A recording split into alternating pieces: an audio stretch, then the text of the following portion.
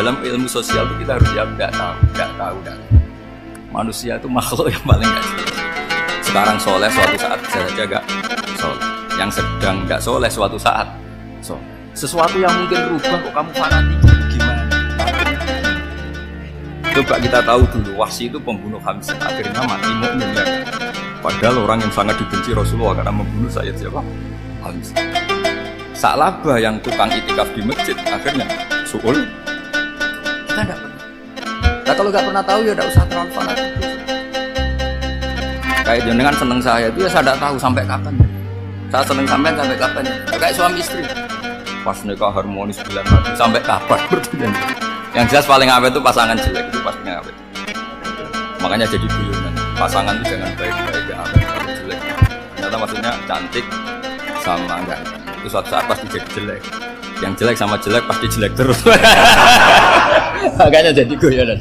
Kalau pasangan jelek itu awet katanya. Tapi kalau pasangan baik, ternyata baik wajahnya itu pasti gak awet. Suatu saat pasti jelek. Tapi yang jelek awet, karena mulai dulu ya jelek sampai gitu. Awet jeleknya maksudnya bukan.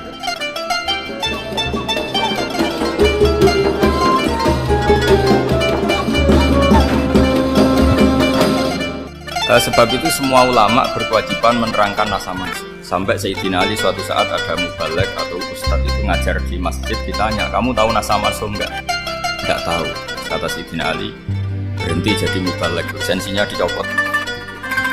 Kemudian halakta wa ahlakta, kamu rusak juga merusak. Kenapa demikian? Logikanya begini, semua nabi itu kan panutan. Saya ulang lagi ya, semua nabi itu panutan. Tapi kalau kamu tidak tahu nasa mansuh, jangan-jangan kamu ikut nabi sebelum kamu yang nasahnya itu syariatnya sudah apa? Mansukhah, sudah di nasah. Itu kayak kasus Sunda Wiwitan ya. Itu gak mau punya Nabi Muhammad karena kurang keren, kurang sepuh. Nabinya langsung Nabi Adam. Resikonya adalah beberapa aliran sesat itu, aliran yang kurang benar itu, zaman Nabi Adam kawinnya otomatis sama saudaranya. Lalu masa sekarang kita membolehkan kawin sama apa? Kalau sama Nabi Adam mau tidak mau. Karena yang cowoknya ya bin Adam, putrinya binti. Lalu Allah bikin satu sunnah yang suami istri itu harus beda, yaitu satu kandungan itu melahirkan satu pasang. Dan boleh dulu memang pasangannya orang jelek itu orang cantik.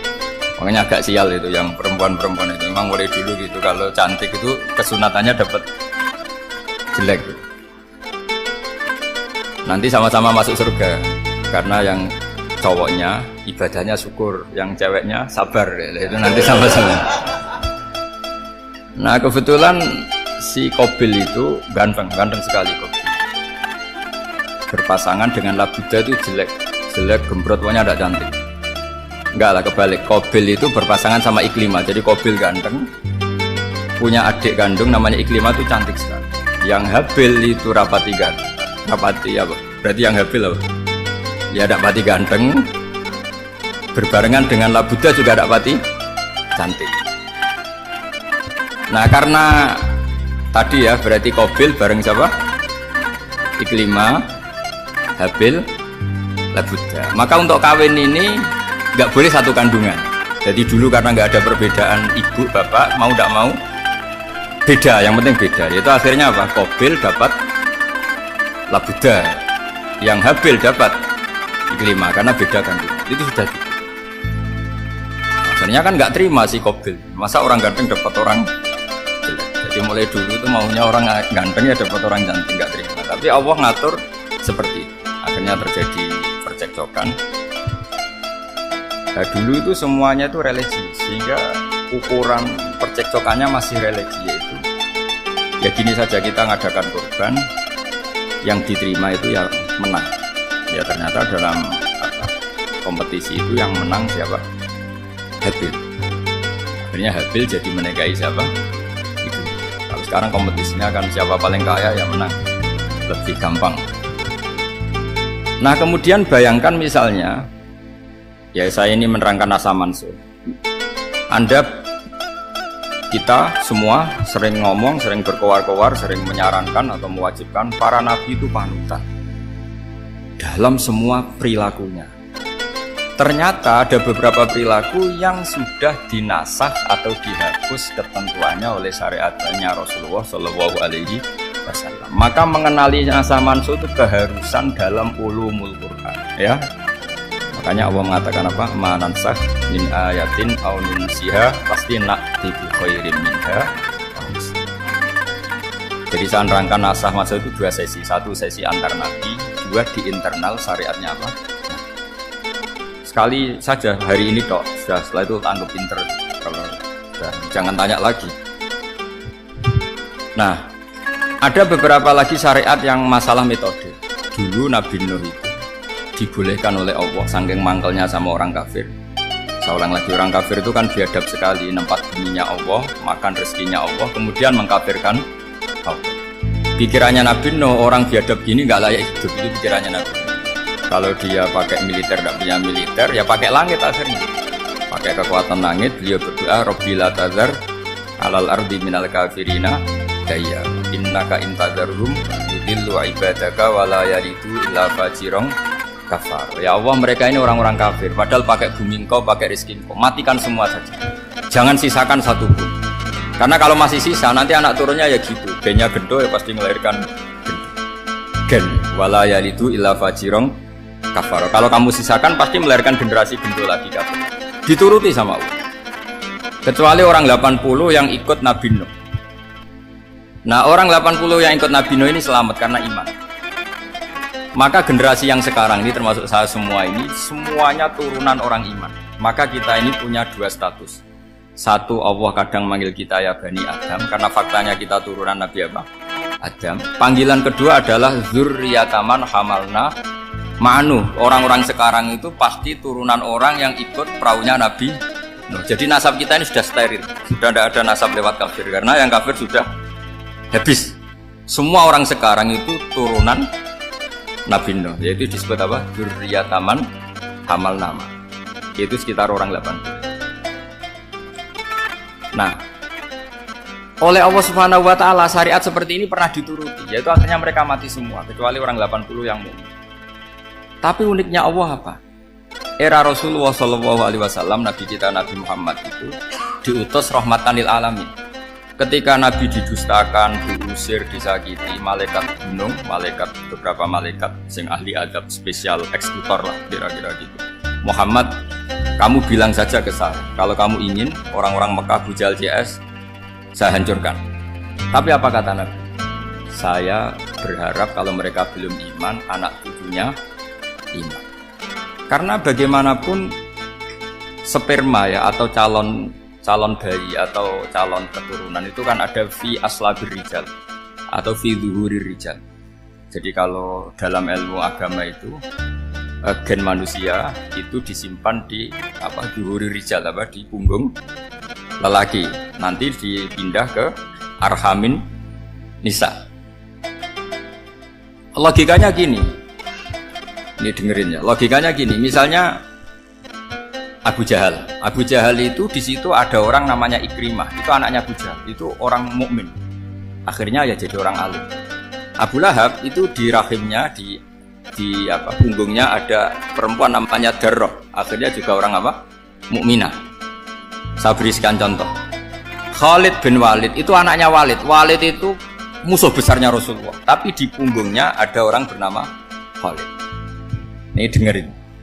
Nah, di punggung ini kira-kira Allah sudah tahu apa belum? Jawabannya sudah. Artinya kalau ini mati atau kamu bunuh, kamu sebenarnya nggak bunuh orang kafir saja, bunuh calon orang mukmin yang sekarang masih bersemayam di punggungnya orang-orang kafir. Jadi bisa saja orang yang sedang kafir itu ada sekian calon generasi yang suatu saat mukmin. Itu syariat yang diajarkan ke Rasulullah Shallallahu Alaihi Wasallam. Karena kasefnya Nabi, kasef itu satu kondisi di mana seorang Nabi itu dipertontonkan sesuatu yang nggak kelihatan. Itu dalam bahasa Arab kasef atau mukasyafah. Nabi dipertontonkan ternyata banyak orang kafir yang di punggungnya itu ada calon generasi mukmin atau muslim. Akhirnya Nabi nggak berani. Jangan bunuh. Mungkin bapaknya ada iman tapi anaknya iman. Betul, Abu Jahal punya anak Ikrimah, Abu Lahab punya anak Darrah, Walid punya anak siapa? Khalid. Itu mirip seperti kita, bapak era sholat, anak ETPK sholat, akhirnya bapaknya katut sholat. Banyak nggak di Indonesia, bapaknya tidak bisa baca Quran, anaknya hafid. Nah, itu kalau bapaknya kamu habisi, tidak ada yang meselin. Makanya biarkan hidup saja. Nah, artinya gini, andai kan tidak ada ulama yang menerangkan nasa mansuh, dikira syariat Nabi Nuh itu abadan mu'abbadat, selamanya lama.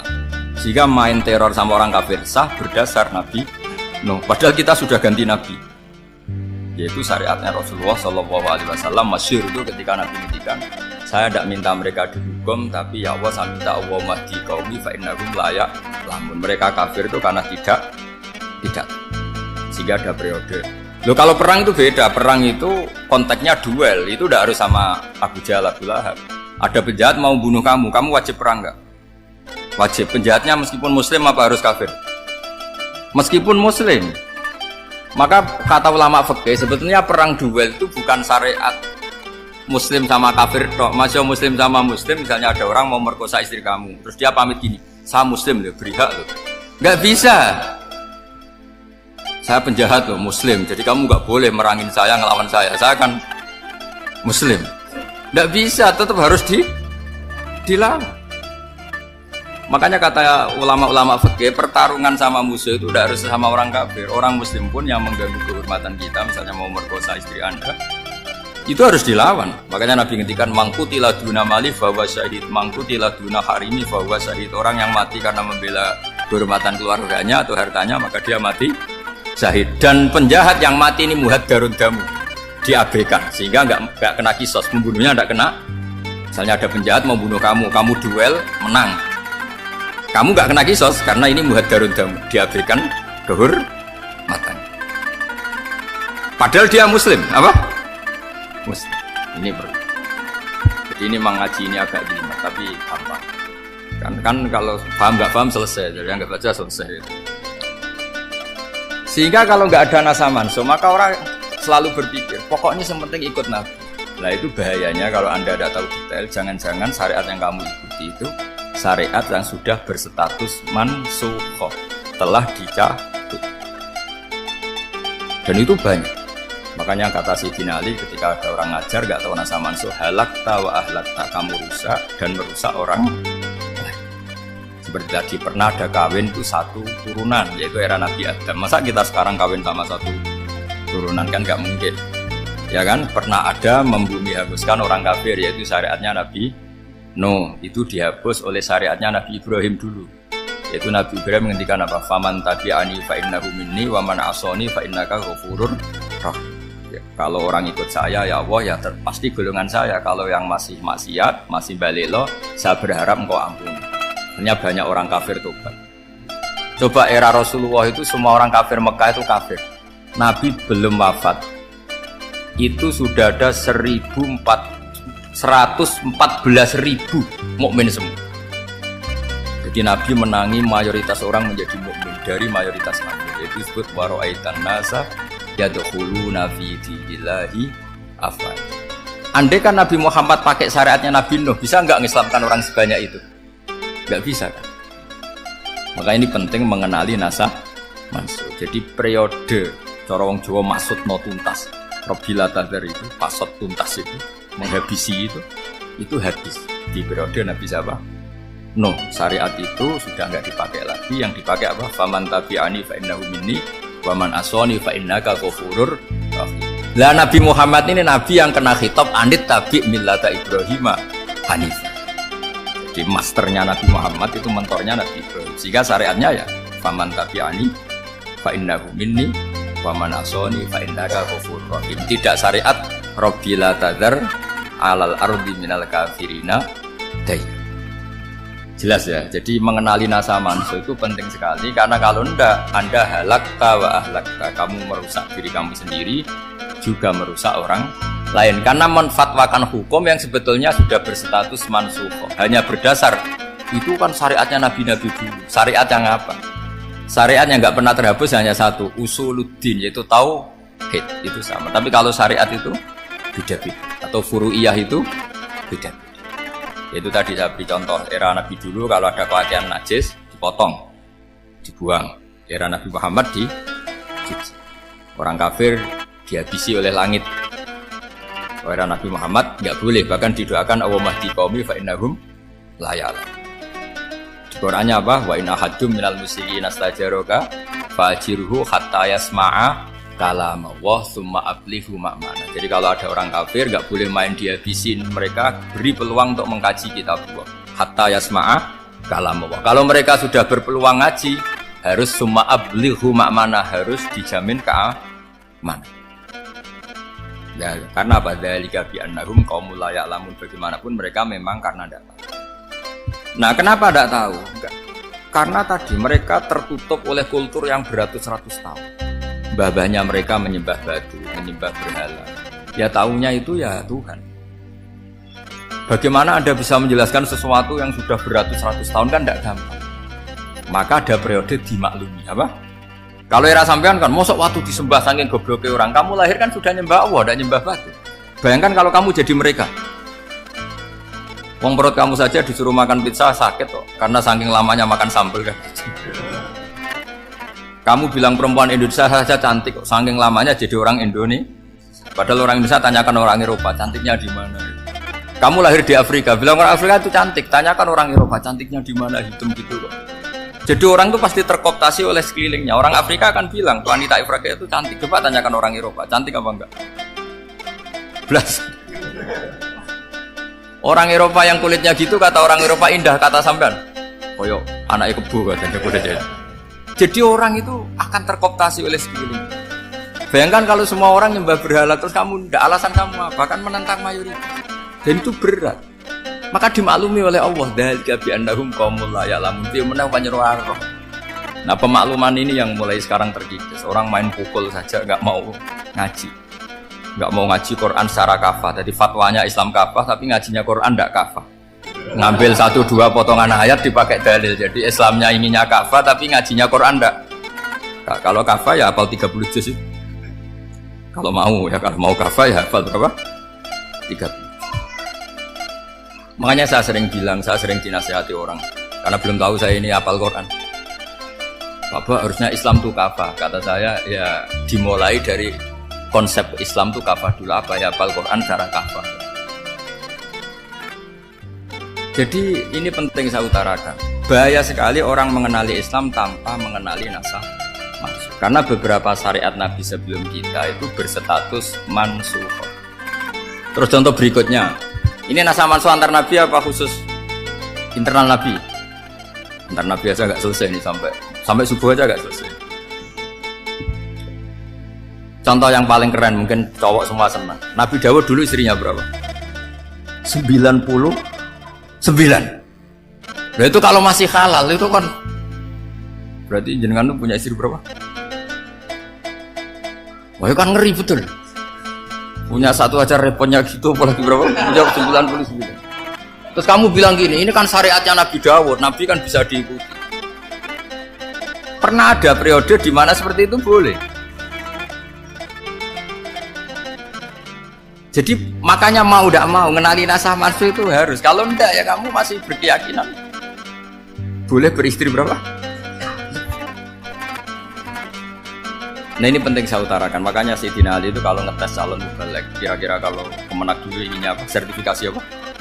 Mubalek. Itu tanyanya gitu. Ta'rifun an-nassa wal mansukh, kamu apa tahu nasah mansukh? La. Jawabnya Sayyidina Ali, halak tahu ahlak tahu, kamu orang yang rusak. Karena tadi takutnya ada syariat yang sudah mansukh dipakai. Itu tadi misalnya kita ini tidak umatnya Nabi Nuh, tapi pakai syarat Rabbila tadar alal ardi minal kafirina. Terus ketiga begini, misteri manusia itu. Dan ini kita tidak pernah tahu sampai kiamat, tapi ini ilmu harus kita diskusikan. Misalnya saya ini namanya Bahaudin. Saya sekarang hidup sampai 2019. Kan hanya Allah yang tahu berapa turunan saya sampai kiamat dan statusnya kayak. Donald Trump juga gitu. Donald Trump itu sekarang kafir, tapi kita tidak pernah tahu nanti turunan keberapa ada yang Muslim. Nah turunan yang calon Muslim ini diletakkan di mana kita tidak tahu. Yang jelas kalau kamu bunuh itu katut tuh. Artinya gini, logika membiarkan orang kafir itu ya ada logikanya. Logika membunuh karena mereka mau membunuh kita ya ada logika fikihnya, karena kalau kita ada membunuh dibunuh. Makanya semuanya hukum ini terus bergantung al-hukmu yaduru ma'ilatihi wujudan wa. Di sini terus dipertemukan. Makanya semua nabi itu kalau yang namanya membunuh pasti pas perang saja, karena ini kondisi yang memang pilihannya hanya dua, kalau nggak dibunuh ya membunuh. Ada duel lah. Maka ini butuh kajian fikih dan orang nggak boleh subjektif dalam hal ini. Saya ulang lagi, tidak boleh subjektif. Karena tadi orang yang kamu katakan sekarang misalnya Zaid, kamu itu bodoh sekali. Kenapa bodoh? Nggak hafal Quran, nggak pernah kuliah, nggak pernah ngaji. Ternyata Zaid ini bersemayam calon anak yang alim alama hafal Quran, namanya Umar, tapi masih jadi sperma. Suatu saat Zaid itu punya anak alim alama, kan banyak orang nggak bisa baca Quran punya anak hafid, banyak nggak di Indonesia?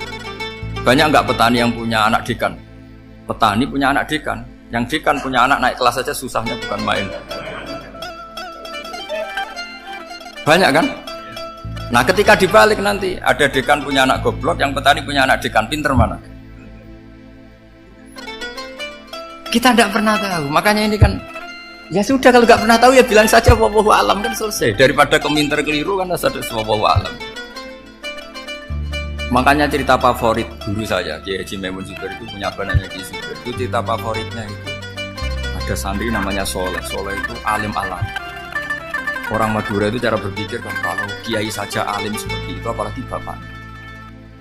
Pas bapaknya main ke pondok, santrinya ada ribuan. Bapaknya main ke pondok itu. Sholat itu ya gak bener, gak sesuai sunnah Rasul lah kira-kira gitu. Susah sholat itu gak bener, apa-apa gak bener. Masih ditakwil sama santri Madura, karena orang Madura itu kultus. Mungkin khilaf itu satu khusus, pokoknya perlakuan khusus. Suatu saat saking bodohnya orang itu, kenceng tuh pinggir musola. Wah ini nggak bisa ditakwil lagi, akhirnya nggak bisa ditakwil tuh nggak. Wah ini sudah nggak bener ini, nggak bener. Singkat cerita santri tadi nggak kuat matur ke kiainya, Pak Yai, jenengan sealim itu kok bapaknya segoblok. Kenapa? Dia kencing pikir musola. Oh bapak saya tuh pinter sekali. Kok bisa? Karena beliau yang memutuskan saya mondok sampai saya jadi alim alama seperti ini. Yang bodoh itu mbah saya. Bodoh itu bahasa saya kan.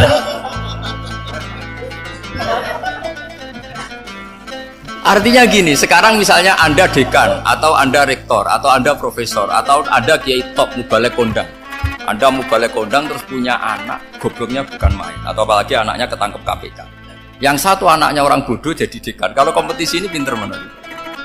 Ada ahli metodologi tapi anaknya itu terlibat narkoba. Yang ini petani utun, anaknya dekan, kira-kira kalau dikompetisikan pinter mana?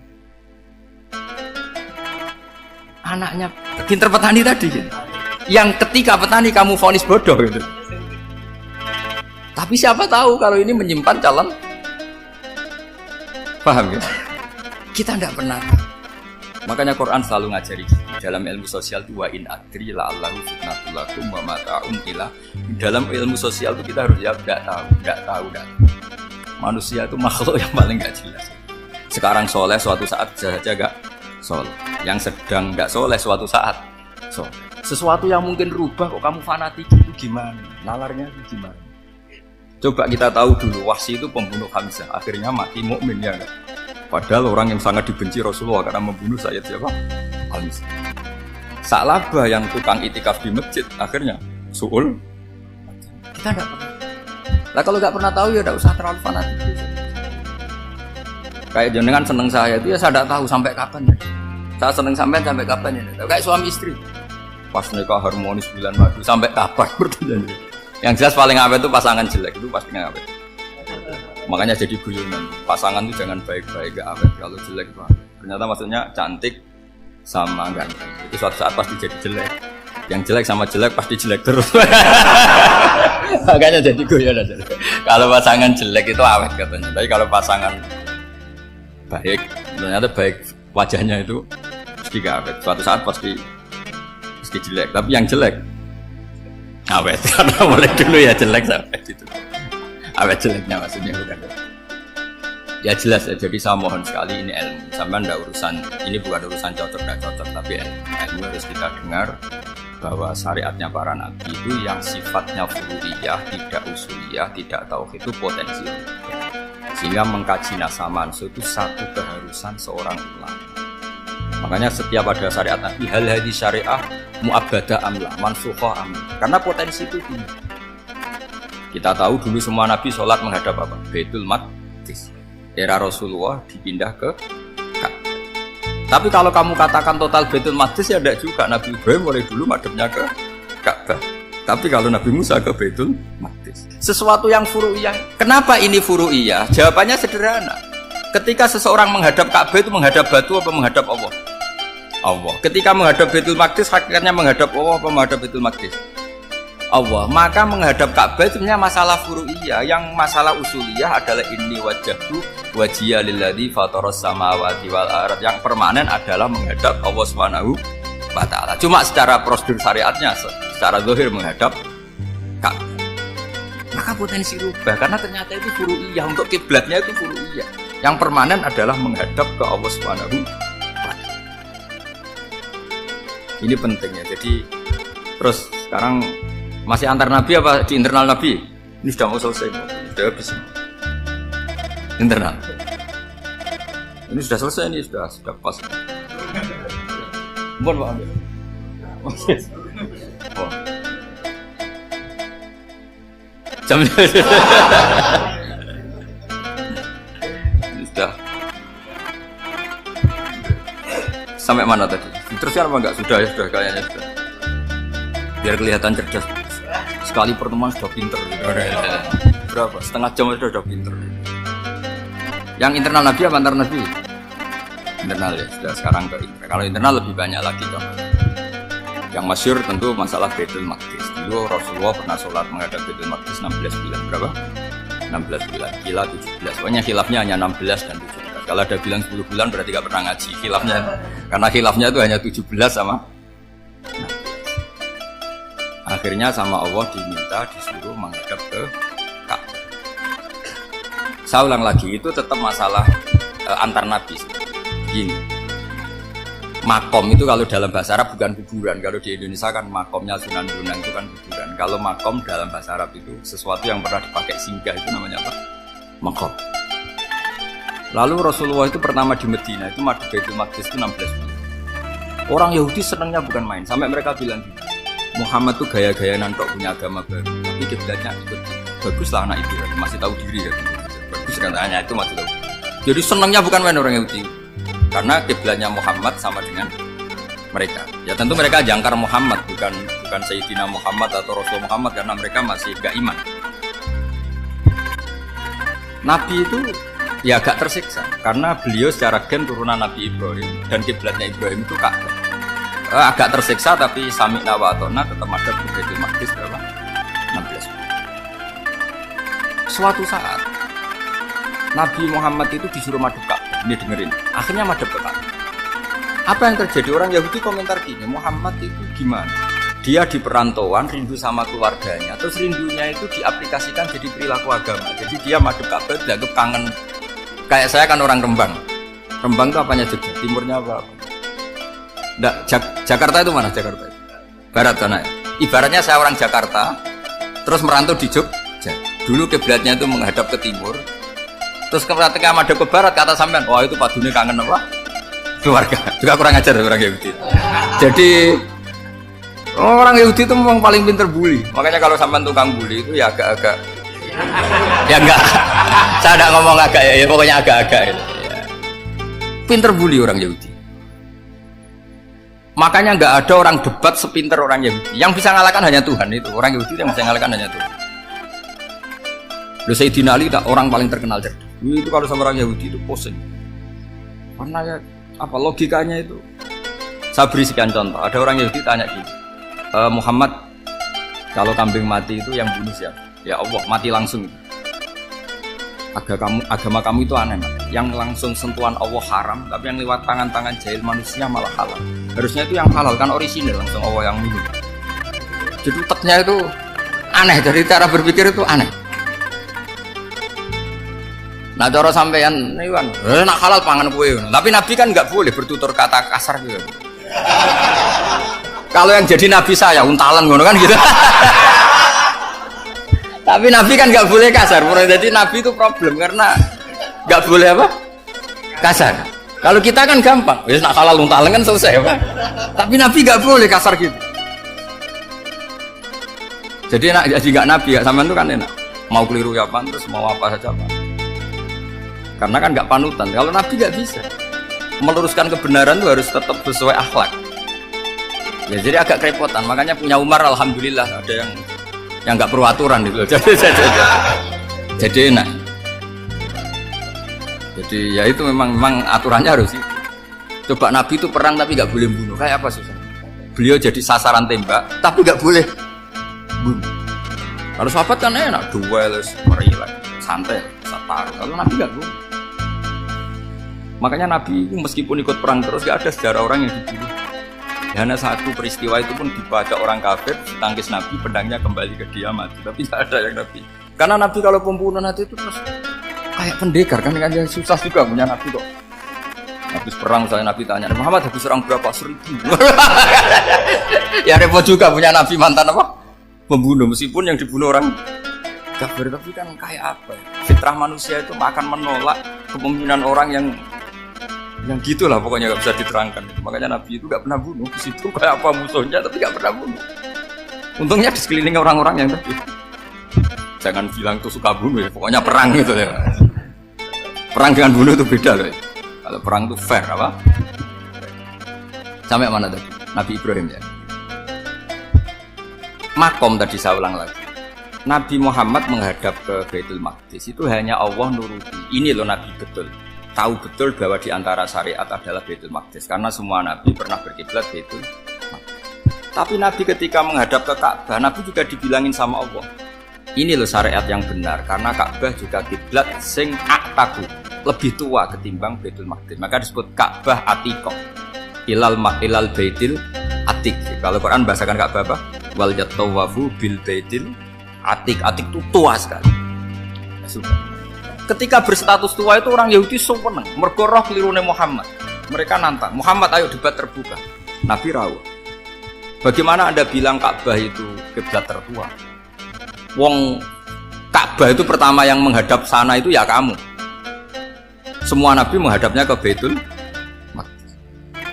Terus Nabi Muhammad mulai berargumentasi ilmiah. Enggak, Ka'bah itu kiblatnya Ibrahim. Jadi Ibrahim dulu itu yang mulai dulu kiblatnya itu di orang itu tanya, buktinya apa? Terus dijawab, fihi ayatum bayinatum maqam Ibrahim. Ternyata di situ ada jejak kakinya Nabi Ibrahim, yaitu batu yang diinjak beliau ketika bangun.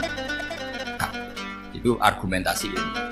Lah bareng orang Yahudi kehilangan ilmu, itu gobloknya orang Yahudi. Makanya yang bisa mengalahkan Yahudi hanya Allah Subhanahu wa taala. Wong Ibrahim saja golongan kita, pengikut kita. Ibrahim itu pengikut Yahudi. Wah, itu Nabi mulai senyum-senyum, mulai tertawa-tawa. Itu goblok orang terdidik.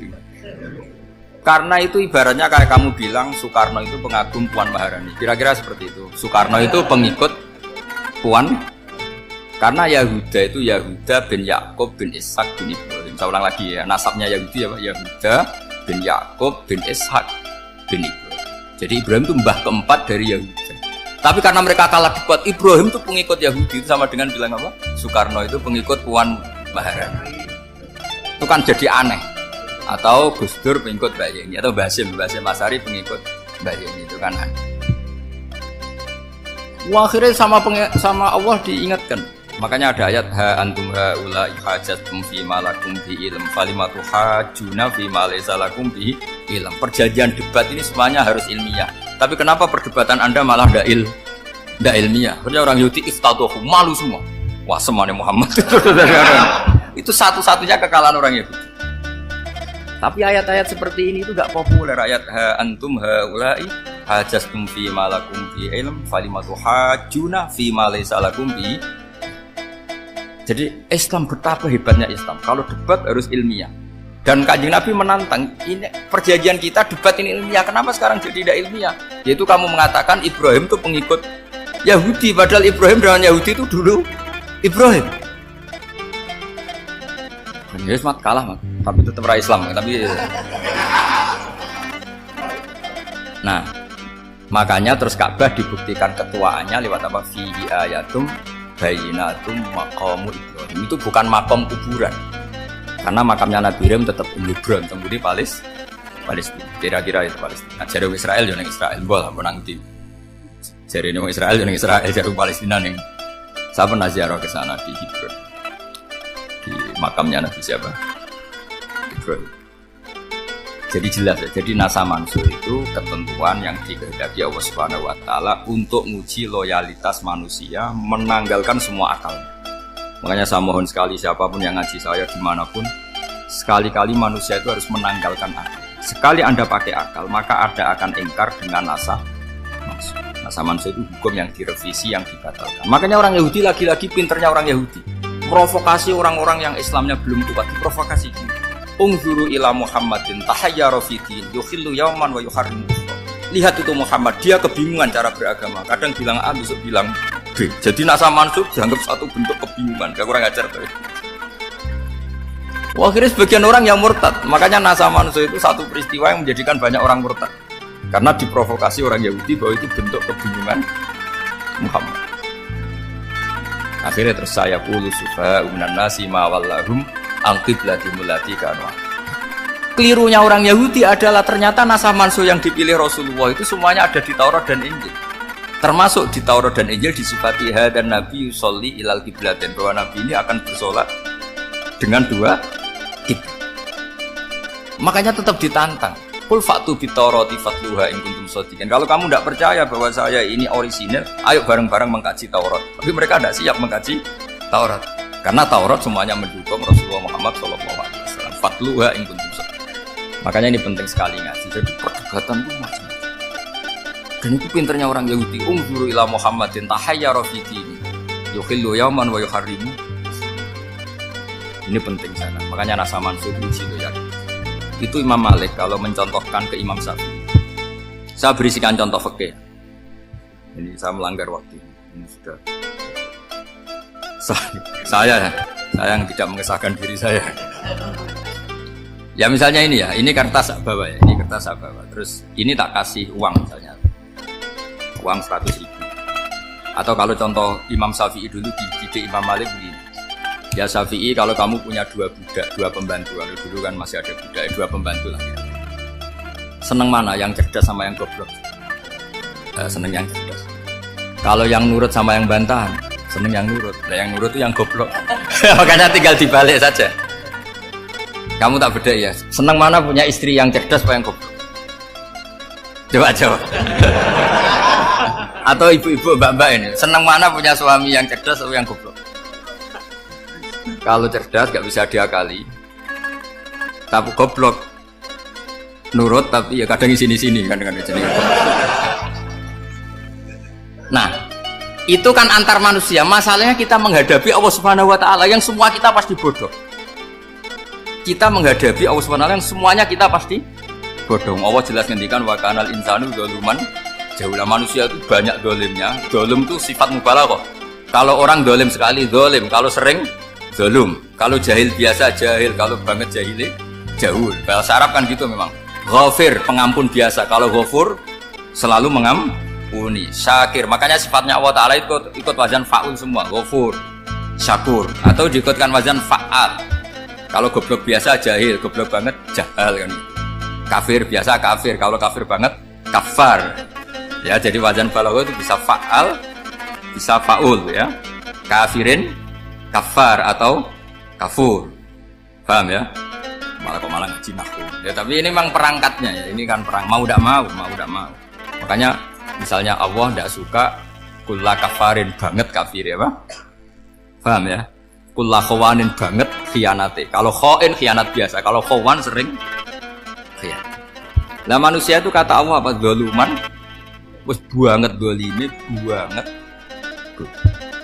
Itu kalau yang ngarang hikam mencontohkan itu gini, manusia itu pas bener saja salah, apalagi pas salah. Jadi manusia itu kata imam yang ngarang hikam, man itu kanat mahasinhu masawiyah, fakih falat akunu masawi masawiyah. Ketika baik saja buruk, apalagi ketika buruk. Coba kalau ada orang dermawan sama teman-temannya, tanyakan istrinya, duit diambur-ambur, disekno konco ngalono bojo, mesti gitu. teman yang sering silaturahim ke teman-temannya. Kata temannya baik, senang silaturahim. Tanyakan istrinya, oh meninggali wong. Jadi manusia pas baik saja ada buruknya. Apalagi pas buruk. Makanya dulu bapak saya ngajarin saya, istiqomah ya apik ya. Tapi kadang-kadang nak keterusan itu istiqomah ngangkangi. Orang dia tidak punya kesempatan. Misalnya ada imam masjid, imami terus sampai tua, sampai mau mati. Itu istiqomah apa tidak memberi peluang yang lain? Tidak jawab aja. Jadi itu manusia. Jadi pas baik saja buruk. Apalagi pas buruk. Kayak saya gini di sini ngajar baik, tapi saya ada sopannya harus di atas. Padahal banyak orang sepuh, ada Pak On, ada beberapa yang kan terpaksa nggak sopan. Tapi aman yang nyuruh, berarti aman yang dosa. Kemarin saya minta di bawah supaya ganjaran saya utuh. Ini gara-gara begini ganjaran saya ini agak terkredit terdebat itu karena itu. Saya teruskan. Jadi manusia itu punya sisi itu karena manusia itu dolum dan jauh. Bahkan nanti insanu doluman. Problemnya ini ngadepi Allah yang selalu pinter, yang kita selalu bohong. Misalnya gini, kamu ditanya Allah. Ini contohnya Imam Malik. Ikla hadi sokhro fa inna tahtaha dhahaban. Coba bongkahan batu itu kamu angkat, di bawahnya ada emas. Lalu budak yang pinter berlogika, oh disuruh buka itu karena ada emas toh. Berlogika. Kalau budak yang goblok enggak, ya disuruh ya diangkat saja. Ada emas apa enggak karena perintah ya diangkat. Yang satu nurut karena perintah, yang satu nurut karena ada emas, ada sesuatu. Logikanya suatu saat Tuhan tuh hanya bilang gini tok, ikla hadis sokro, batu itu angkat. Yang nurut yang goblok permanen tadi kan langsung ngangkat. Yang pinter, ini ada apa lagi Gusti kok harus diangkat? Ya gak ada apa-apa, nyuruh saja kata Allah gitu. Wah tidak bisa, sesuatu harus ada alasannya. Itu kira-kira mangkel loh agak. Oh mangkel. Nah, logikanya manusia seperti itu. Makanya dua murid pinter, di rakyat pinter, presiden ya susah mesti demo. Goblok ya susah di sini uang. Ini kan nggak ada pilihan. Memang manusia itu nggak ada pilihan. Nah sekarang masalahnya gini di fikih ini saya kembali lagi ke fikih. Pertanyaannya secara fikih begini. Misalnya iddah. Iddah itu seorang perempuan ditinggal mati suaminya atau ditinggal atau cerai. Itu kan ada namanya apa? Iddah. Iddah itu memastikan apa tujuannya? Memastikan rahim itu steril dari mani atau sperma zaut awal. Supaya nanti kalau dinikah orang lain tidak terjadi ikhtilatul nasab. Oke, berarti iddah kita beri argumentasi secara ilmiah li baro'ati rohmi. Jadi misalnya Zaid menceraikan istrinya Sri dalam keadaan masih bisa haid. Iddahnya 3 kali masa suci. Wal mutallaqatu yatarabbasna bi anfusina salasata. Lalu karena secara teori medis kalau haid berarti bukti tidak hamil. Apalagi kalau haidnya terulang-ulang sampai 3 kali pasti tidak hamil. Sehingga kalau nanti dinikahi orang lain pasti kalau ada anak ya anaknya zaud sani atau zaud kedua. Berarti alasan iddah li baro'atir rohmi. Oke, kita sok pinter, sok bijak. Pertanyaannya adalah sekarang sudah baru 1 bulan suaminya di Malaysia nggak pernah ngumpuli, dicek di medis juga berbukti tidak hamil. Apakah boleh tanpa iddah? Semua ulama mengatakan tidak boleh. Tapi ini kan rahimnya jelas bersih. Ya karena iddah itu nuruti perintah pangeran, pokoknya tetap iddah 3 kali masa suci. 3 kali masa suci atau masa haid, itu ada perdebatan ulama. Tapi kan ini terbukti bersih Gus.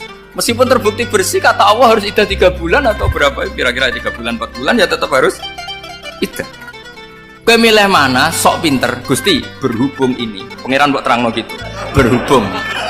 Jadi Tuhan apa Pak Wari? Berhubung Gusti ini jelas steril dari sperma zaut awal. Enggak usah iddah Gusti. Sama aja kamu disuruh majikan kamu ikla hadis safra, berhubung nggak ada apa-apa, nggak usah ya. Kira-kira mangkel nonda budak yang seperti itu. Mangkel. Maka dibutuhkan kebodohan dalam beragama. Betul itu memang. Makanya Nabi itu unik pernah bilang itu gini. Aksaru ahlil jannah al-buhu. Aki-aki penduduk swarga itu al-buhu wong goblok-goblok. Maksudnya goblok yang jenis ini bukan goblok betulan maksudnya. Maksudnya goblok jenis ini itu ya tetap pinter, tapi pinternya dibuang. Pura-pura goblok demi sami'na. Jadi saya misalnya kok pinter dan goblok tadi sekaligus, pinter dan goblok. Ya bah ikla hadis sokhro fa inna tahta hadaban. Tak angkat Karena saya tahu di bawah ada emas. Tapi di hati saya, sajane ya mergo perintah. Suatu saat kalau disuruh Allah, ikla adi sokhroh. Perintah ya tak angkat, ya sudah. Jadi ya pinter ya goblok. Saya tahu namanya perintahnya Allah pasti ada hikmahnya. Hikmahnya itu adalah libaro atir rohmi. Tapi hikmahnya jadi kamu lo adalah nurut perintah Allah, cek tahu alasannya maupun tidak. Lah di sini ada illatul hukmi untuk membangun kecerdasan, tapi ada loyalitas untuk membangun ubudi. Ya, bahwa kita ini kaum roh tetap lo. Makanya tadi pagi saya cerita Sayyidina Umar kayak apa cerdas, tapi tetap ubudi ya. Yaitu Rasulullah SAW sering dibully orang kafir. Muhammad itu gaya-gaya nantok. Wong ra oleh nyembah berhala, ra oleh nyembah watu, jebule ini nyembah Hajar Aswad. Karena dilihat dari jauh kan tetap nyium Hajar Aswad. Coba kalau kamu lihat dari jauh, kamu sujud dari jauh kan kayak sujud sama batu. Makanya Sayyidina Umar karena orang kafir masih cara berpikir gitu, tiap nyium Hajar Aswad itu komentar gedumel. Alim tu annaka hajarun la tadurru wa la tanfa. Walau la anni ra'aitu Rasulullah qabbalaka ma qabbal. Bukan. Aku roh nak kowe watu ora mandoroti ora manfaati. Kalau saja saya tidak melihat Nabi nyium kamu, saya tidak sudi. Ya. Jadi tidak berdoa doa mustajab itu tidak berutuh. Karena apa? Umar tahu ini masalah secara tauhid. Kalau saya doa di depan Hajar Aswad nanti dikira syirik karena berdoa di depan batu. Tapi kalau saya tidak nyium nyulayani sunnah Rasul yaitu nyium Hajar wis tengah-tengah nyium sambil gerutu itu sudah kompromi. Ya nyium tapi gerutu. Kayak apa? Makanya ya cerdas tapi ya goblok tadi ya cerdas. Itu uniknya Rasulullah. Jadi muji orang pintar ya sudah langit. Tapi Nabi pernah dalam satu hadis mengatakan aksaru ahlil jannah al-bulbu. Aki-aki penduduk swarga itu orang bodoh. Artinya orang bodoh itu bukan bodoh betulan.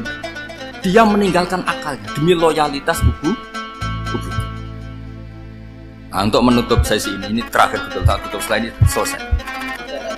Untuk menutup itu bukti begini, perang Badar itu perang yang nggak mungkin dimenangkan umat Islam karena orang kafir itu 1000 dengan pasukan full dengan peralatan perang full. Rasulullah itu tahun kedua Hijriah itu pasukannya hanya 313. Itu pun pedang itu untuk orang 5 itu hanya ada pedang 1. Jadi kalau mau dibaca orang sih kamu nilai pedangnya aku. Itu kan nggak kebayang perang dalam keadaan seperti itu. Jadi mesti kalah, orang kok mungkin kalah mesti. Tapi Nabi tetap bilang, saya ini disuruh Allah perang, ya harus berangkat. Yaitu perang Badar. Kata para sahabat, ya Rasulullah ini nggak masuk akal, sudah nggak usah perang ini nggak masuk akal, mau setor nyawa. Sudah gitu dadaan, nggak ada persiapan. Lucunya apa? Sahabat itu ketika Nabi tetap berangkat. La akhrujanna walau waqti. Nabi menginginkan saya tetap berangkat meskipun sendiri.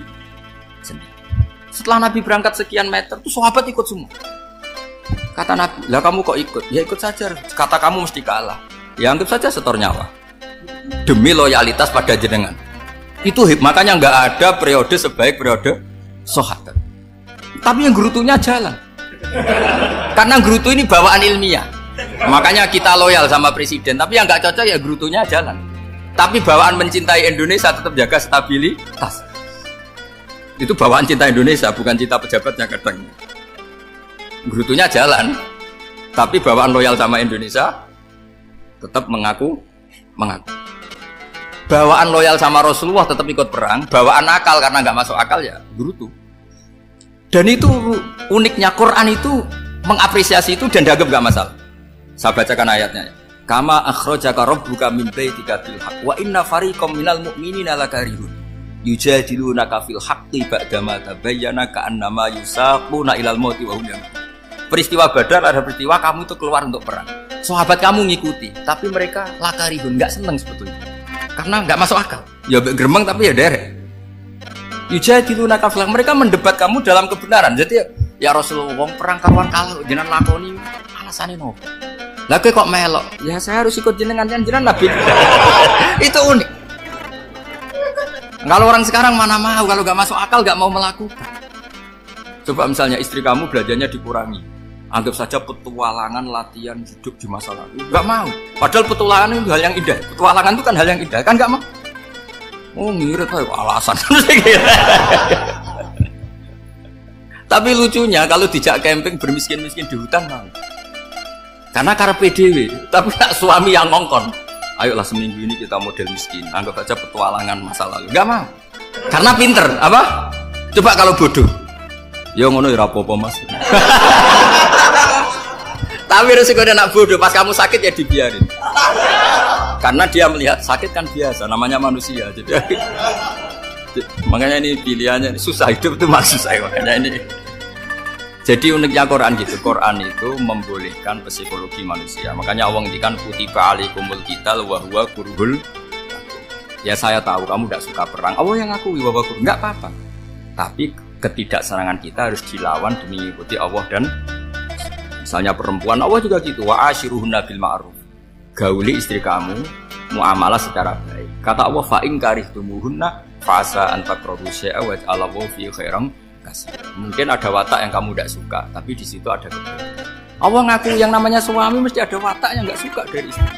Juga sebaliknya lebih banyak lagi yang suami istri kamu nggak suka watak kamu, juga nggak suka hidung kamu, wajah kamu banyak lah yang nggak disuka.